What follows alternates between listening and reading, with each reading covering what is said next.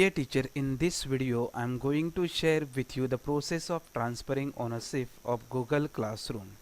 Because of some or the other reason, there is a possibility that a teacher has to transfer the ownership of his or her class to the other teachers. So the process is that first step is we have to send the invitation to other teachers, meaning to whom the ownership has to be transferred to join the Google Classroom. So you see that I have opened here a Google Classroom, and in the people tab I am going to invite the teacher. So this is how we send the invitation to join a class for ownership.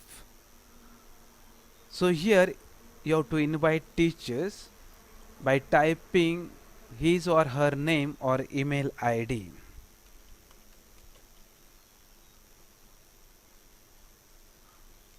Once you finish typing email ID, just click on invite. So now see what will happen in the Gmail of the other teachers. So see that invitation to co-teacher has gone to the other teachers. So the other teacher has to join the class. So the teachers got the invitations to join the class.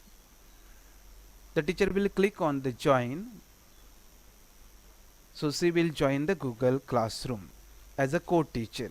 The teacher will accept invitations to join the class. Now you see what has happened to this class, and you see there three dots are in front of the other teachers who was invited to this class for co-teaching. Now you see the first teacher, three dots are not there because that teacher is owner of the class. So now to transfer the ownership, click on the three dots and make the other teachers who have joined the class for co-teaching as a owner, and click on make class owner.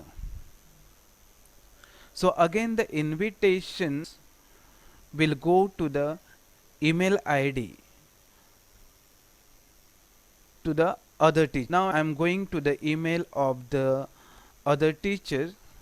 Now you see here another email has come, transfer class. So you have to respond this email by clicking on respond button.